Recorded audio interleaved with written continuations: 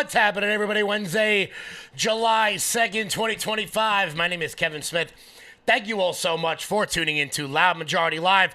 We got a jam-packed show for you guys today. Diddy basically gets off. Not in that way. He gets off on all of the major charges. We're going to bring you any breaking news of that. Apparently, there's a press conference awaiting in Lower Manhattan. Diddy only convicted on 2 of the 5 charges. We're going to go over exactly why I think that happened. And I got to be honest with you, I expected it. I expected it. Also, the big, beautiful bill. The big, beautiful bill has hit the House, following a 51-50 vote, with J.D. Vance being the tie-breaking vote in the Senate. What all it means, whether or not it's going to get passed or not, I have my doubts this bill is going to get passed as it currently stands. We'll get into all of that. USAID is basically done. Basically completely defunded. Naturally, MSDNC is freaking out about this. Also, Chuck Schumer very concerned. What could come next? What could come next? CNN with CNN polling coming out saying that this is exactly what we voted for. Exactly what we voted for. Giddy up. Let's go, guys. Do me a favor and hit that thumbs up button. Share the video out all over the place. I'm going to give a big shout out to all the guys yesterday who did a phenomenal job down at Alligator Alcatraz. Missed everybody. What's happening? Jeanette, missed you too. AC Knight, how is it going? Let's jump over to the Rumble chat. Make sure you guys are following rumble.com/LFATV. K-Dub, what's happening, everybody? What's happening, everybody? CQ, how are you? How's everybody doing? Sky, how are you? Got to give a shout out to Skylar. Quick updates. Once again, guys. In 9 days, I will be in Tampa, Florida. I'm proud to announce that I've been announced as a special guest at Turning Point USA Student Action Summit in Tampa, Florida. I'm absolutely terrified about going to Tampa in July. I'm already sweating just thinking about it, but it's going to be an awesome time. If you are in the Florida area, make sure you come on down and say hello. I want to meet all of you guys. Oh, yeah. CQ, what's up? Dre Warm, what's happening? This is exactly what we voted for. Oh, yeah, Kelly Salvatore, what's happening? Make sure you guys do me a favor. Please repost this video wherever it is you are watching from. We're going to get some great analysis on the big, beautiful bill. Also, a hilarious clip from Tim Burchett making Caitlin Collins and Richie Torres look absolutely stupid, which, want to be clear, not totally challenging. Not the most challenging thing in the world. Keep frozen bottles in your hotel mini fridge and bring them with you. Well, there's going to be something in my mini fridge. I can tell you that. For sure. Let's dive right on in.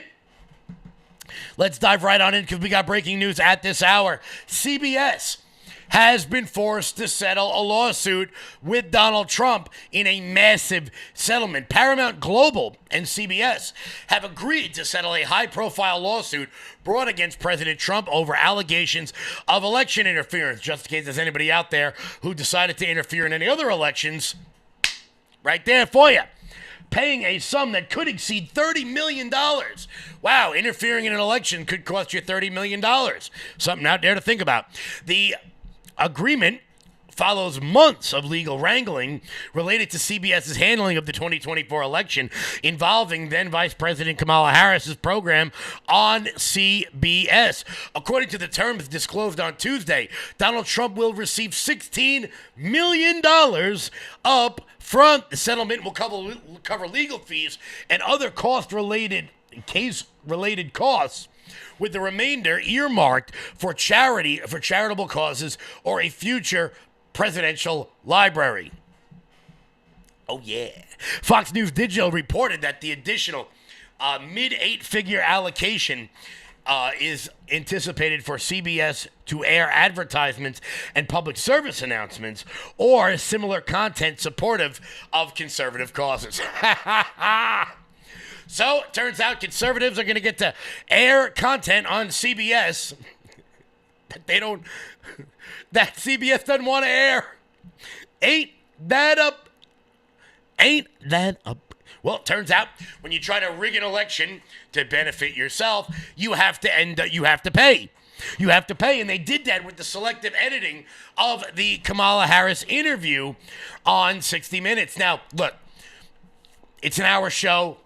They're going to edit things out. The problem is when they cut out in the middle of sentences to try to make the then vice president look better than she was. And the irony of the whole damn thing is that they actually still made her look stupid.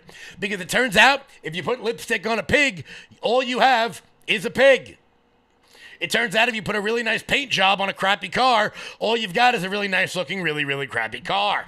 And that's exactly what 60 Minutes did with Vice President Kamala Harris, because we know they wanted her to win.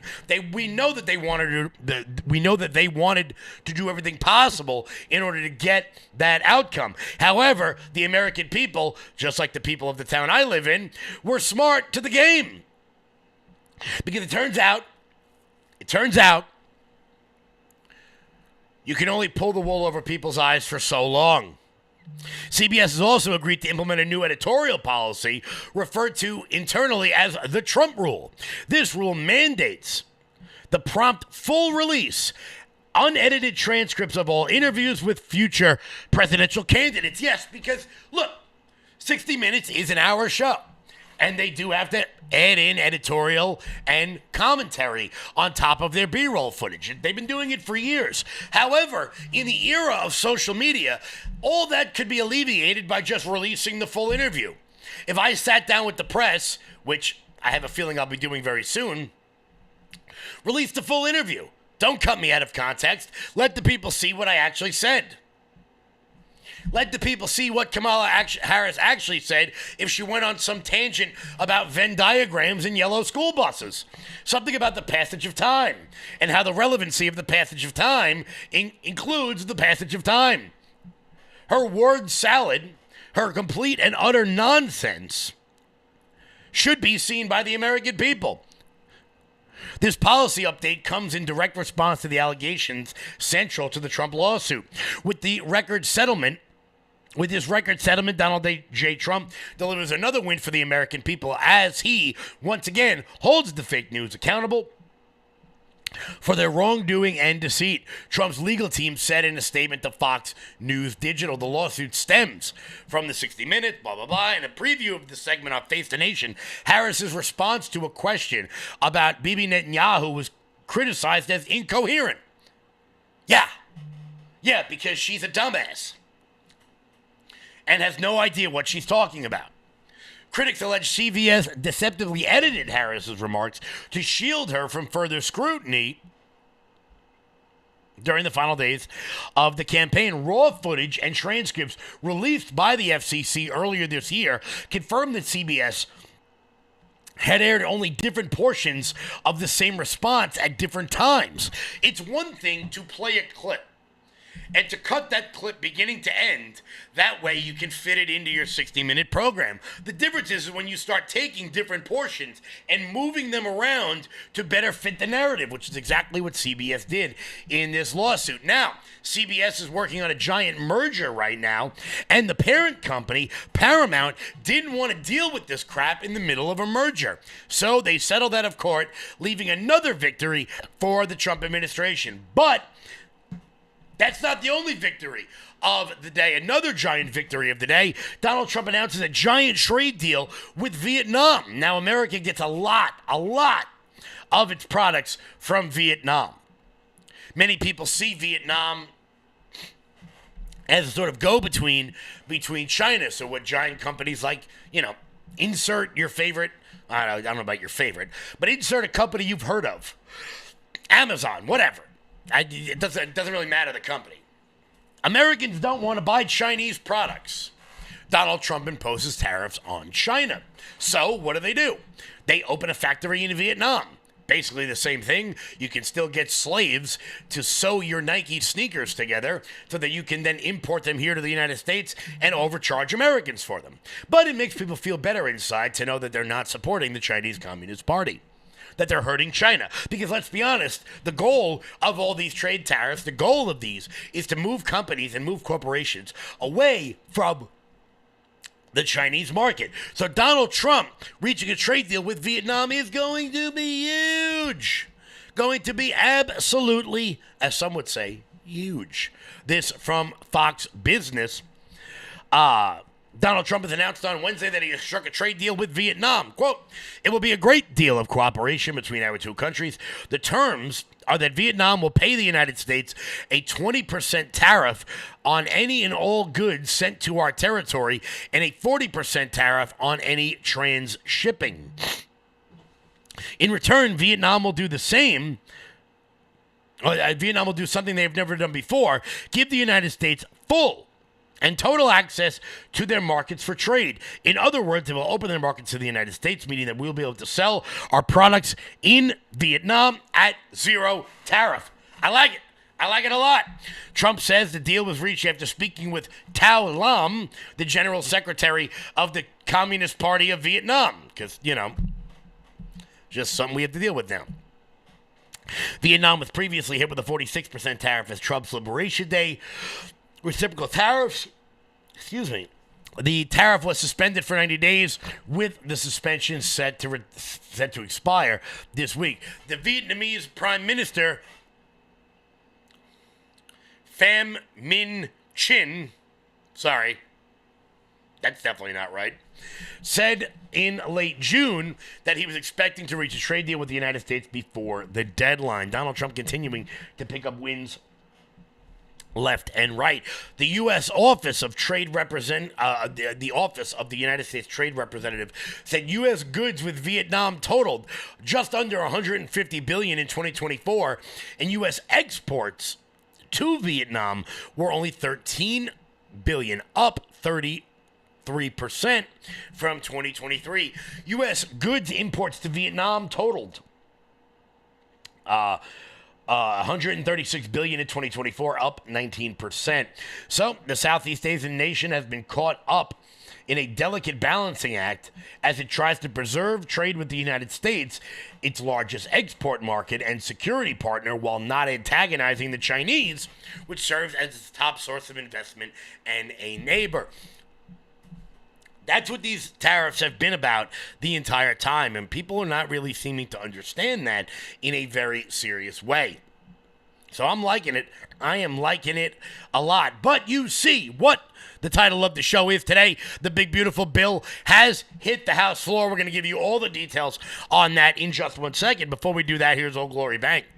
When big banks decide who gets access to America's financial systems and who doesn't, who do you think gets left out? Middle Americans who proudly wave their pro-America values. Cancel culture in banking is corrosive. It limits your participation in a vibrant, free market economy. Fortunately, you can fight back. You now have the opportunity to invest in the bank that's investing in a fair American banking system, one based in freedom. Ownership in Old Glory Bank, the pro-America online bank, is here. Old Glory Bank is a full-service FDIC-insured bank that's the alternative to overreaching, un-American big banks. We stand for privacy, security, and liberty. We stand for freedom, family, faith, and the flag. We stand for all the values you stand for, and for the values big banks can't stand. So help keep banking in the hands of Main Street, not Wall Street. To invest in Old Glory Bank, go to oldglorybank.com. Guys, setting up trade deals is difficult, but do you know what's not? Switching banks over to oldglorybank.com, guys. Head on over to oldglorybank.com and lock in some of those interest rates before Jerome Powell lowers the rates, which I'm sure he's set to do any day now. That would be nice. That would be nice. So, the big, beautiful bill has passed the Senate in a 51-50 vote, with us losing 3 senators. Rand Paul, Susan Collins, and Thom Tillis. J.D. Vance had to come in and save the day, as we knew that he would. But the big, beautiful bill is facing an uphill battle in the House of Representatives. That is to be sure. Chip Roy is a no. Thomas Massie is a no, which leaves us 1 vote to play with. Now, there are some poison pills in this bill. There is a gaming provision that could seriously impact those Republicans who take any money from any casino owners. There's a lot of stuff in there that is not great. That is not great, that I don't personally care for. Some people are saying that there have been enough poison pills put into this bill that could dramatically impact its chances of passing in the House. But it's not the reasons you're being told. It's not the Medicaid cuts, because I want to be clear. The only people that have a problem with Medicaid cuts, particularly when it comes to work requirements, are the people out there who don't have jobs, who are currently suckling at the teat of the Medicaid system. And Tim Burchett does a very, very good job of breaking this down on CNN as he makes Caitlin Collins and Richie Torres look absolutely stupid. As they show up. Caitlin? Yeah, a lot of flight delays coming in. Salman Sarfati, thank you for that.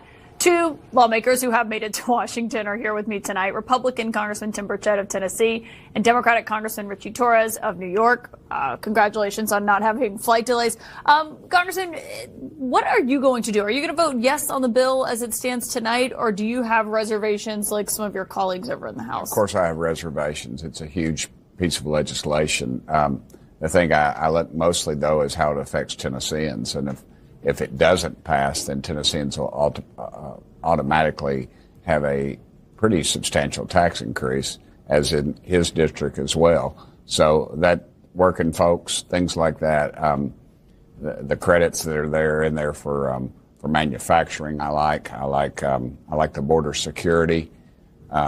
I like the Iron Dome if it's done. Yeah, but a lot properly. of people in Tennessee get Medicaid and SNAP benefits as well. Are you worried about no, those cuts? I'm not, because unless they're doing it illegally and waste, abuse, and fraud. That's all the cuts are. That's a misnomer. That's what the left is putting out to scare people, and unfortunately, that's what we do in politics, and it's wrong.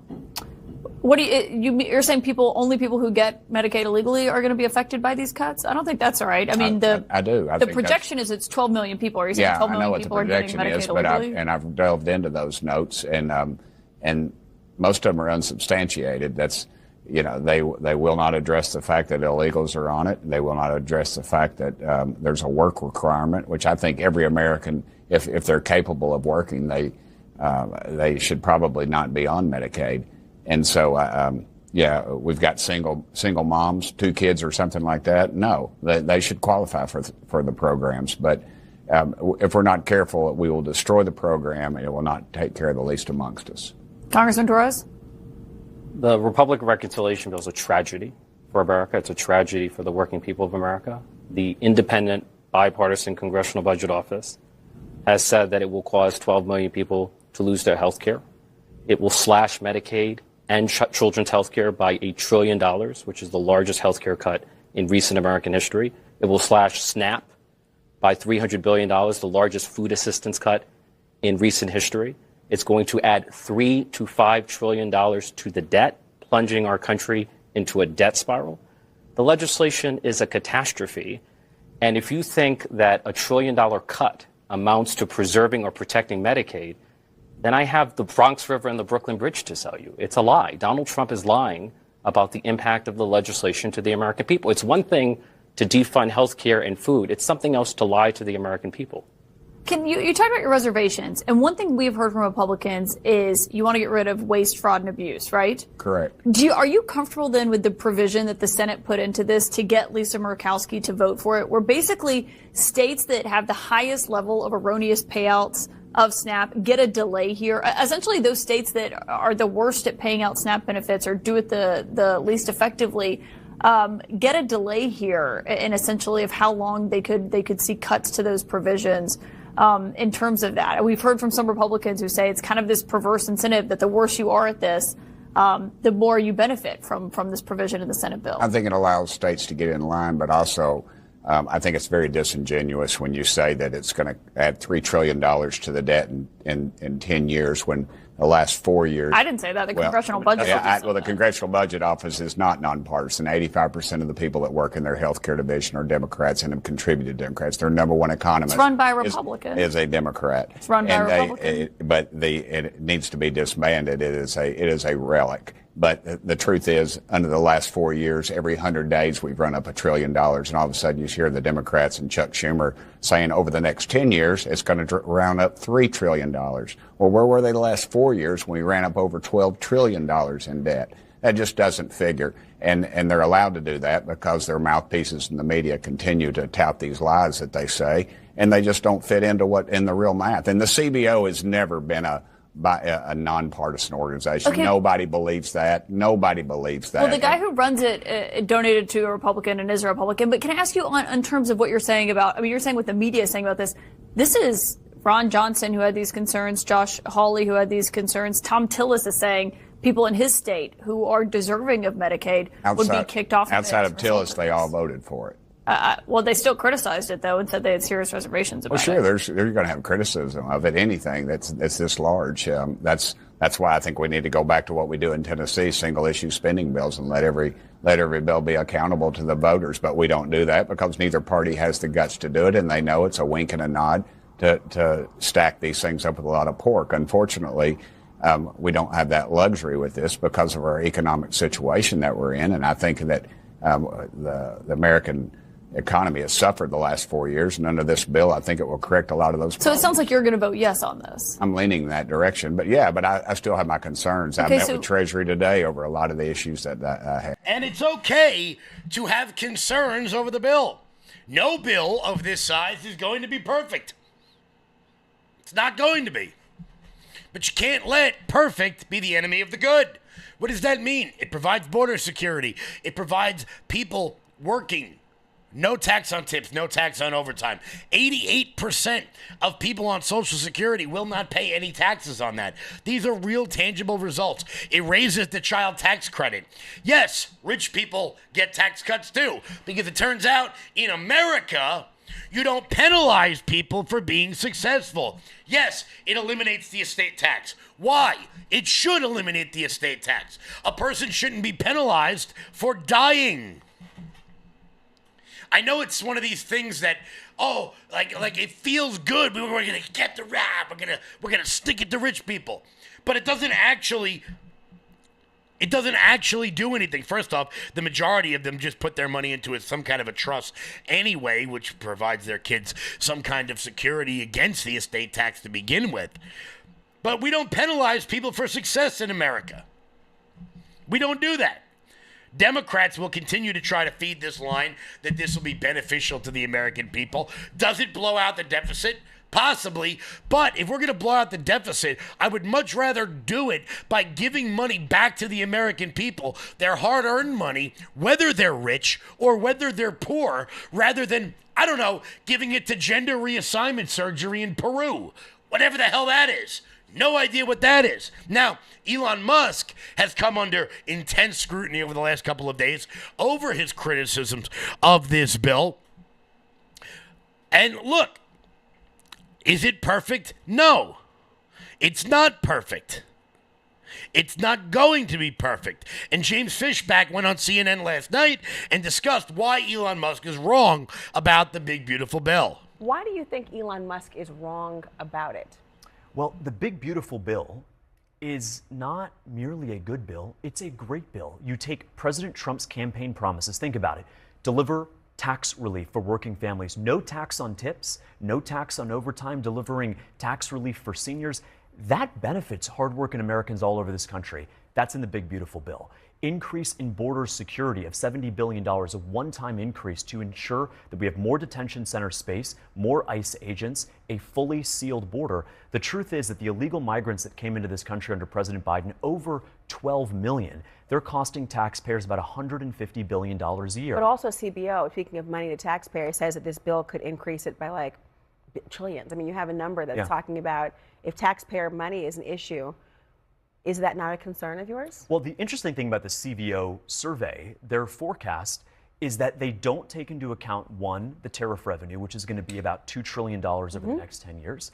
Number two, they don't take into account... If the tariff revenue stands, sure, right? But that's just, an if, but go ahead. There's a lot of ifs here. Sure. And the second one is, if you secure the border and save taxpayers $150 billion a year, Trump has done that 99% reduction in border crossings since President Biden was thrown out of office. What ends up happening, Laura, is you save the taxpayer money in the process. The CBO has not put that in their model. And then finally, they assumed that the Trump tax cuts, which everybody in D.C., Republican and Democrat, would tell you were going to continue, they assumed they would expire, and therefore their model does not accurately reflect that.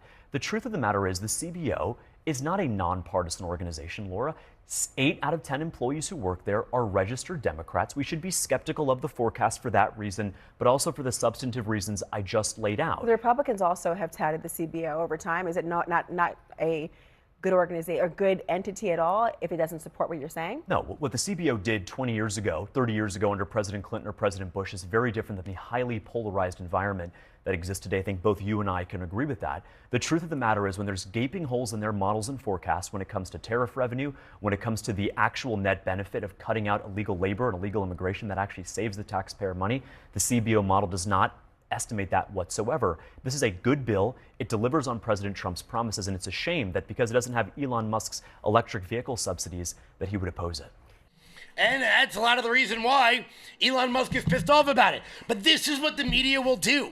They will ignore the fact that 80% of the CBO are Democrats, and they'll point to the one Republican on there to say, oh, well, look, it's nonpartisan, which is crap. First off, I want to make it very clear. Take the Democrats out of the CBO standard, okay? Remove that entire entity.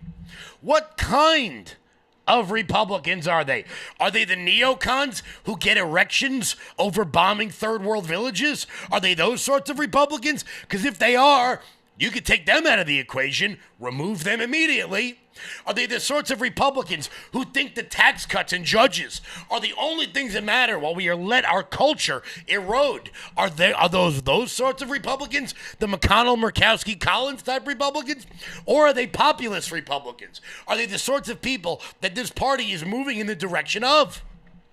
What kind of Republican are they? Because just having an R next to your name doesn't mean anything, which I got to find out the hard way actually I found out the easy way because I knew it already anyway, over the course of the last several months, right here on Long Island alone.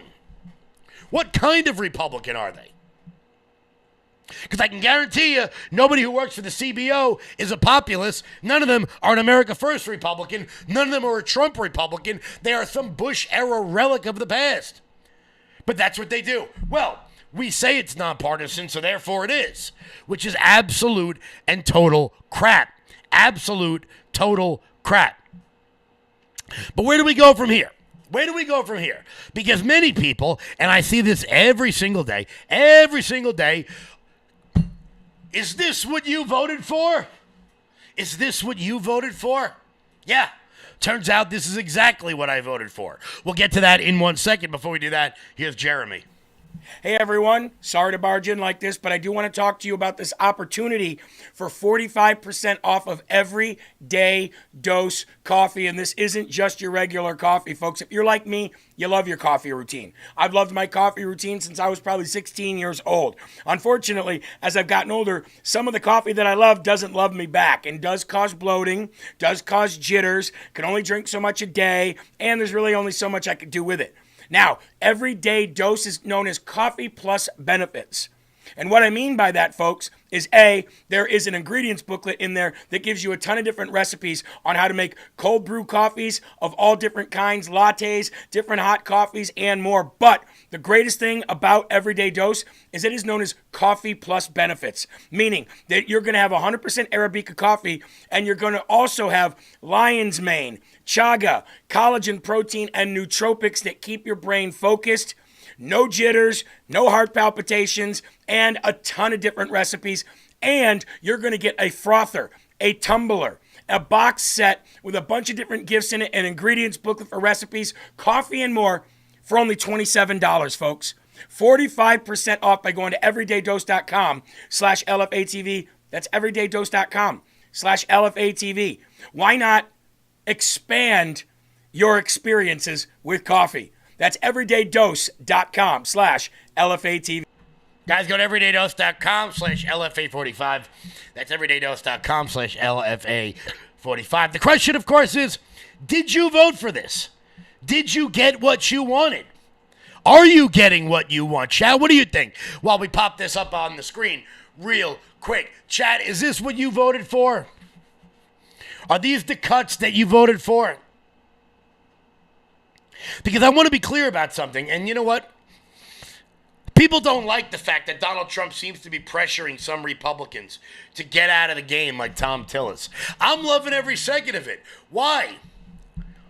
Because every single time we can remove one of these uniparty actors from the Senate, we get more powerful. We move into the future. I'm sure Collins and Murkowski, I'm sure they're on their way out, these vestiges of the past.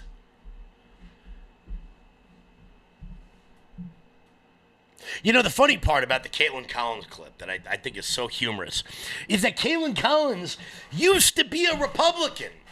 As a matter of fact, that's how she got the gig at CNN. She started out working at the Daily Caller, which is Tucker Carlson's organization, and she was like the go-to Republican over there on CNN. So what kind of Republican is running the CBO? I don't know. I hate the phrase trust the plan, but you know what? I'm trusting the plan because every day I'm getting exactly what I voted for.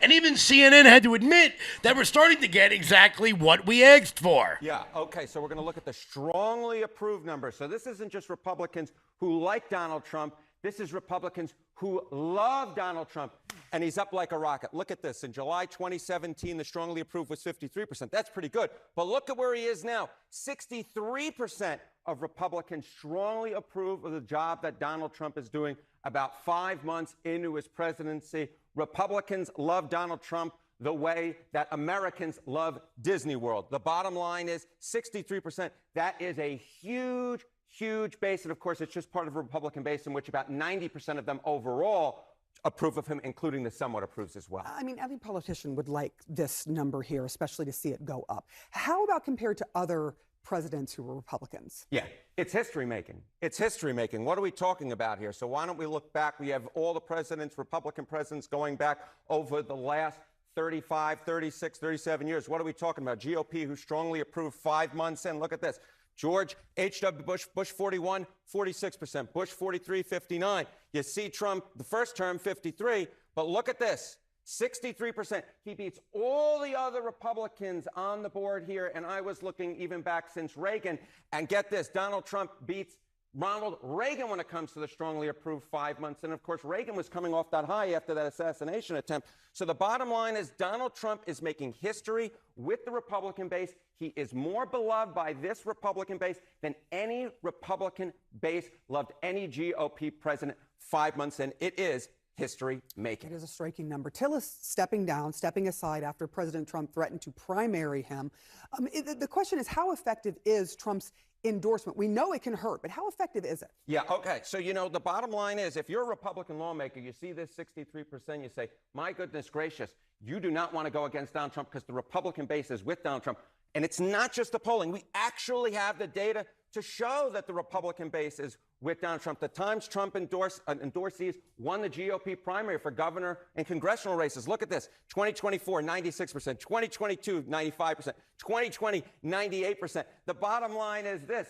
95% plus of the time, the Trump-endorsed candidate wins in GOP primaries. And even in the cases where Donald Trump endorses a challenger to an incumbent, the majority of the time, that challenger wins. So Donald Trump is a winner in Republican primaries. You go against Donald Trump, to quote the movie Good Burger, you go in the grinder.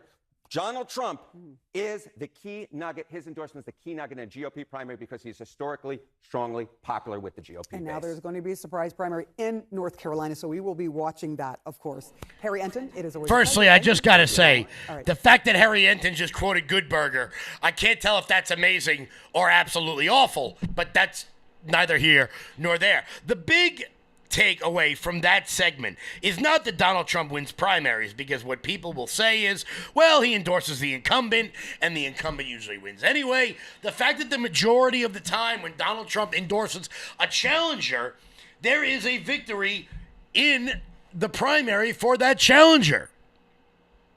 That's the major takeaway. And this is an odd thing for Republicans to handle, because for a long time, we didn't get what we wanted. For a long time, the Republican Party did what the Democrats are doing right now, where instead of doing what their voters ask for, they run some BS campaign down the middle and then tell them what they should want. Well, now we're starting to get the things that we actually want. And some of the things we wanted were the ending of waste, fraud, and abuse in places like USAID. And because of that, MSNBC is losing their marbles. They are losing their marbles. USAID is no more. And MSNBC and CNN are freaking out about it. This from Town Hall. It's over, folks. It's dead. It was part of a multi-phase shutdown that began when the Department of Government Efficiency exposed the agency as a vessel for the wealthy and powerful. The political class got their slush fund busted.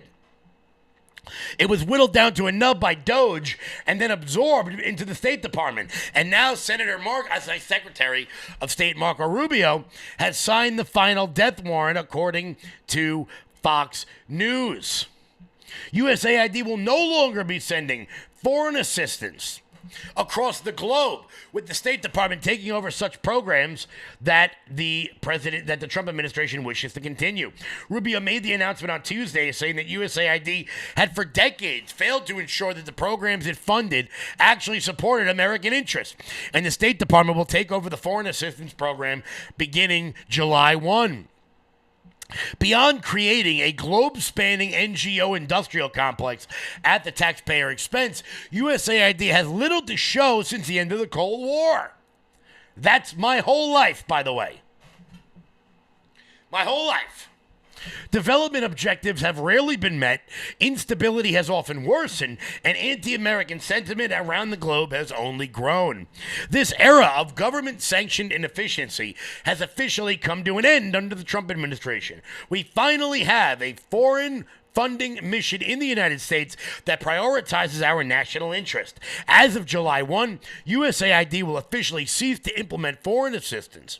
Foreign assistance programs that align with the administration's policies and which advance American interests will be administered by the State Department, where they will deliver with more accountability, strategy, and efficiency. And MSNBC is losing their mind over it. I just want to say, we can tell the Elon story and this kind of disciplining by democracy as a story of someone leaving.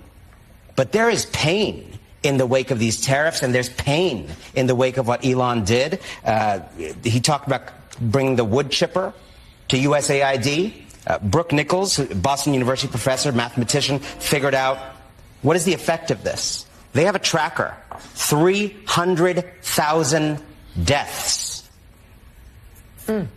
According to a Boston University professor, because of the aid cuts so far, 200,000 of them children.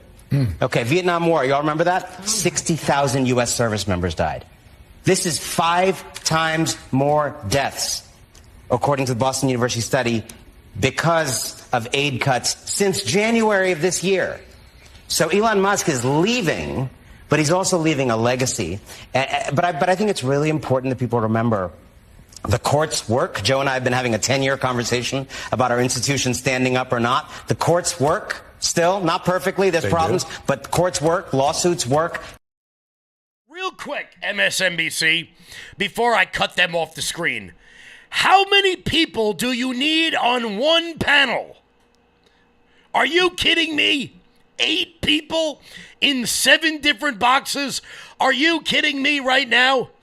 That's how many people you need to explain one topic? I know your audience is full of midwits with room temperature IQs, but do you really need 7 people to describe 8 people to describe one thing? But that's not all, everybody. That's not all. Chuck Schumer is worried. Chuck Schumer is very worried now that USAID is done, because he wants to know, well, now that USAID is done, what's next? We also know this is just the beginning. If Doge attacks USAID today, then you can be sure they'll move on to another target tomorrow. Who knows? Maybe it'll be the Postal Service or the IRS or even the Social Security Administration. They could be next. Or maybe our national security agencies. Chuck, did I just hear you right? You're worried that now that USAID is done, The IRS might be next.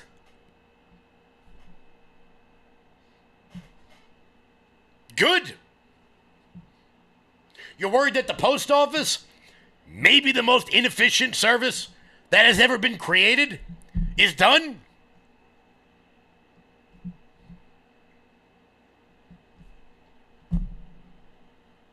I don't know. I'm not seeing an issue here. I'm not really seeing an issue here by getting rid of the IRS. I don't see it. But old Chucky boy, he's very upset, very, very, very upset at the changes that are happening to the federal government that we actually voted for, that we actually are getting the things that we want. It is spectacular. More of this every single day. And the big, beautiful bill does a lot of this stuff. I want to be clear. Is it perfect? No. No, it is not perfect.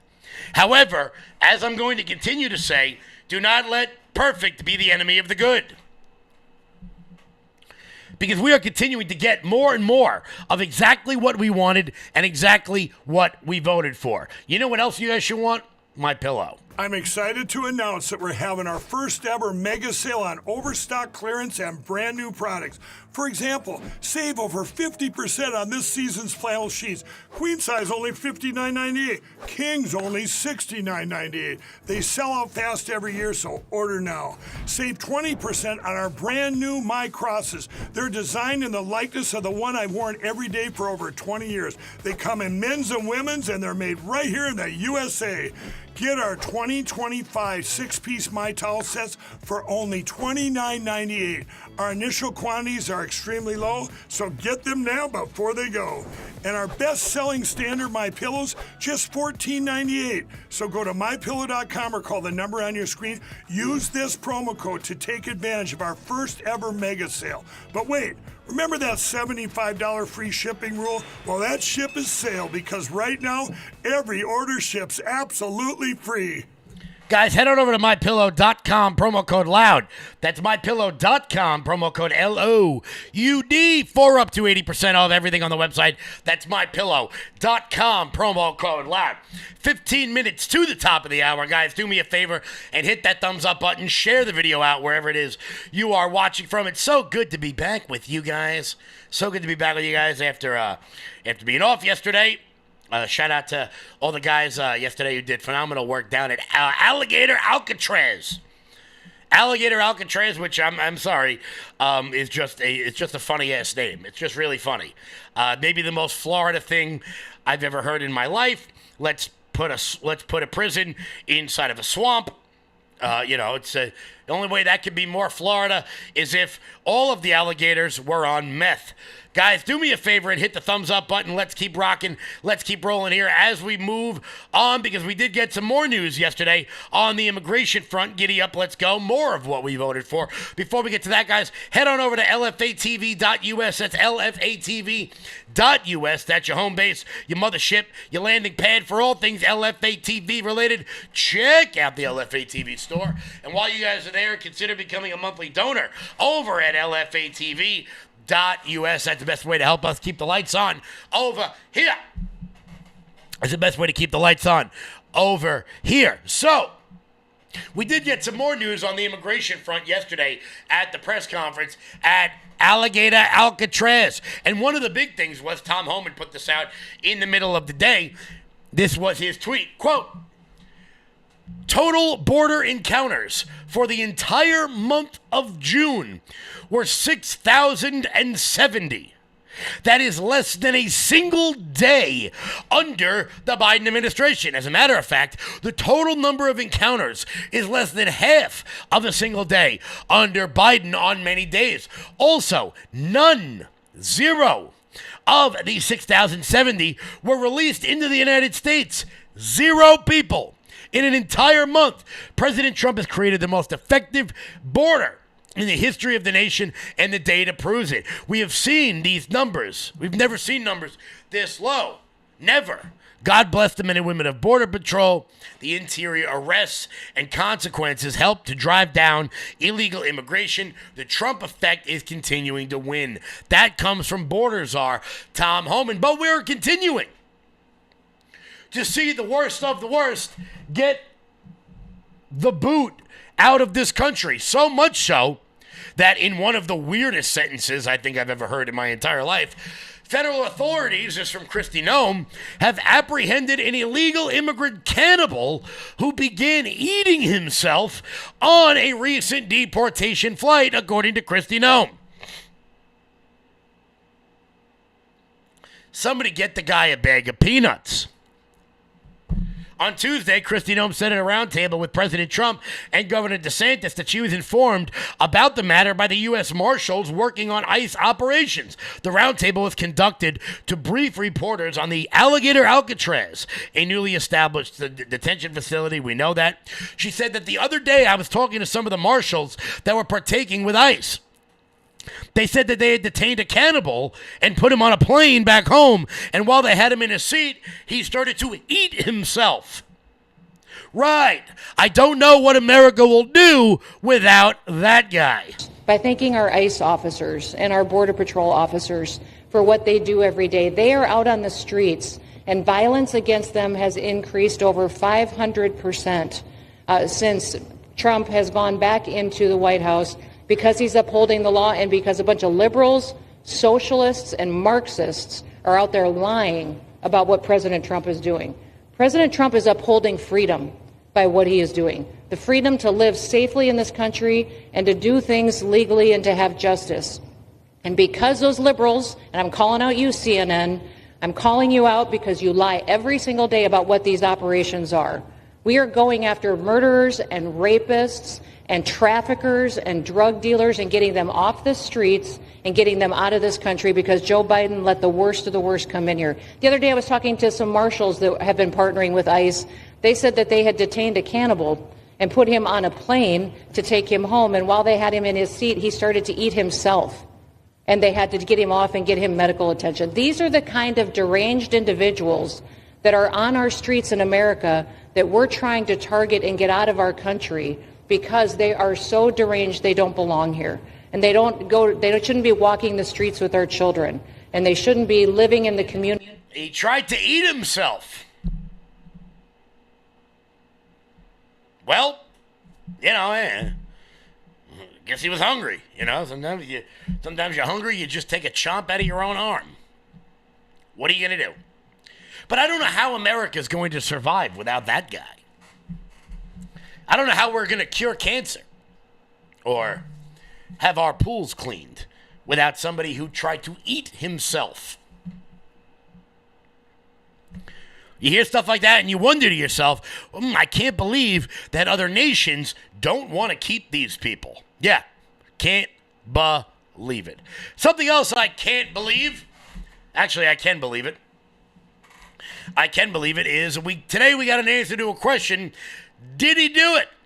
And it turns out, according to a jury, he didn't do it. Turns out Diddy didn't do it, after all. With P. Diddy being found innocent on 3 of the 5 counts, him being found guilty on 2 of the 5, the two least of the charges. But there's a reason why he was found not guilty, and it's not because he didn't do it. It's not because he didn't do it. The reason why Diddy was found guilty, and this happens a lot, is prosecutors tend to overcharge people. One of the charges Diddy was accused of was racketeering. Now, for anybody who grew up in the 90s and watched The Sopranos, you know that racketeering has a certain connotation to it. And as Fox News pointed out, which I think they correctly pointed out, when you think racketeering, you think like the mafia. That's the idea that comes into play here.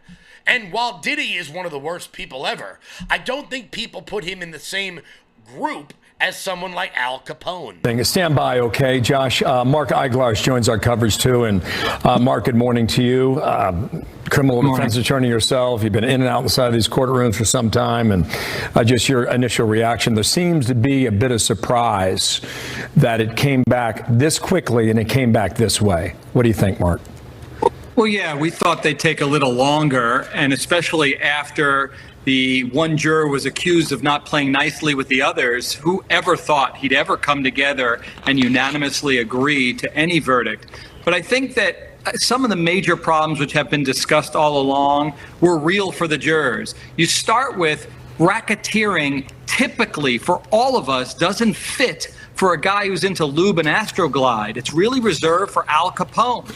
And so people think of it that way. And in this case, I don't know if they really felt that he had a criminal enterprise. And I think that's what you're going to hear from the jurors.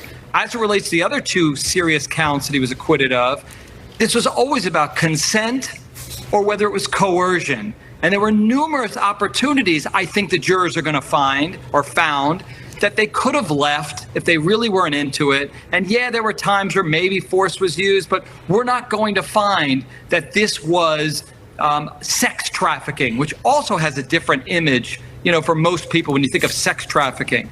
So it's not uncommon at all. They came to this verdict, and I think in spite of Dawn Hughes's testimony, the expert psychologist who testified, they just didn't believe in the trauma bond, and they found that these women who helped prepare some of these freak-offs, they weren't being trafficked. And look, I'm not saying that he didn't do the things he's accused of. What I'm saying is that when you have the idea of sex trafficking in your brain, you think about, The Sound of Freedom. You think about that movie. That's what conjure in people's brains when they think about sex trafficking, whether that's right or wrong. When you think about racketeering, you think about running a criminal enterprise. You think about somebody like El Chapo or, the mafia leaders of the 80s and 90s. You don't think about a music mogul. Now, is his career over? His career's over. He was found guilty of transporting people across state lines for the purpose of prostitution, which can carry up to a 10-year prison sentence. But I do not believe that Diddy is going to spend that much time in prison, if any. Now, some people will call that a miscarriage of justice. I don't think they're wrong about that. Is he one of the, is he like a, first off, is he like a genuine sick, like, yeah. But I don't see him getting the sort of time that we would have thought. I don't think he's going to get the Suge Knight R. Kelly treatment. I really don't. I really just don't see it happening. In reality. Whether he should have or whether he should not have, we will have to see about that. But look, his career's over. Let's be clear. Nobody's going to want anything to do with him anymore. And, yeah. So did he do it or did he not do it? I guess we'll have to wait and see. I guess we'll have to wait and see what the judge does in terms of bail and in terms of sentencing. Guys, I got one more story that I want to get to before we get to that, guys. Do me a favor and head on over to loudmajorityusa.com. That's loudmajorityusa.com. Sign up for the newsletter. Check out our shop. That is the best way to support this show and this network and everything we've got going on over here. Guys, look at this. So check out the We the People Are Back t-shirt. You guys are absolutely going to love that. Check that out today. Let's keep scrolling. What do we got here? The We Are the Loud Majority t-shirt. Loving it. The 45, 47 stuff. The Trump girl stuff. Oh, yeah. In case you are a fan of the champagne of beers. This shirt may look similar to it, but it definitely isn't for the lawyers out there.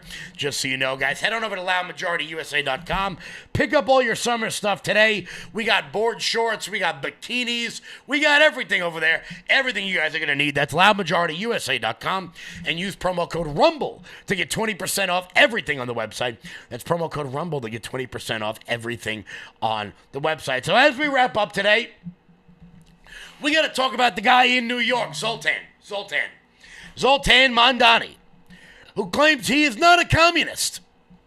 Despite the fact the other day on the show, I showed you him actually quoting Marx and Engels when he talks about seizing the means of production. But what do I know? I'm just a white guy who grew up in a capitalist society. Maybe I don't know.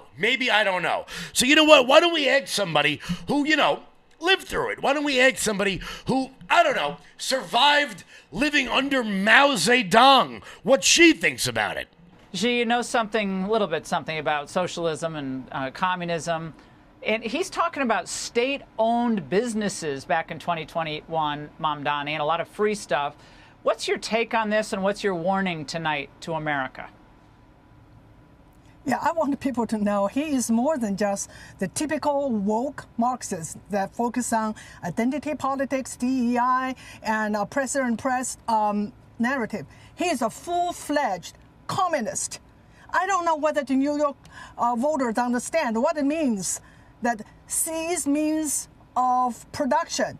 That means abolish private property. That means the state will take over businesses, capital, land, and the resources. And that's the place I came from. I shopped in the government-owned grocery store. And what it is like, long line, ration, and empty shelf. And I lived in a government-granted housing. My family of 5 had 1.5 room, and we were lucky because we share bathroom with 4 other families. Others, they have an outhouse. And I grew up in and I endured the educational system that required that every day we raise our class consciousness. And what that means is to follow the party line. And I escaped that world. I came here for freedom.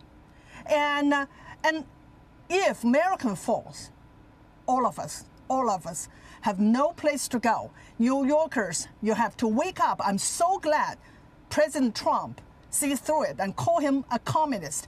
He is a communist.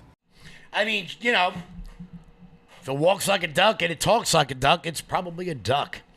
Zoran Mamdani is a communist. And it's time for the people of New York.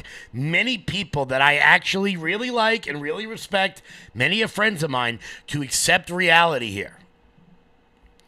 I'm not saying that Eric Adams is good. I'm not even saying he's marginally okay. What I'm saying is that sometimes you have to take your medicine. Even if you don't like it. Because if Zoran Mamdani wins, the greatest city in the world is going to die. Maybe that's what the country needs. Maybe that's what New York needs. Maybe it needs to see what life is like under a communist regime before people will remove their heads from their asses. Guys, Will Johnson is coming up next right here on this network. The countdown's going on right now. I want to thank everybody so much for tuning in. Do me a favor and hit the thumbs up button and share the video out before you guys leave. Guys, until tomorrow, everybody, stay loud.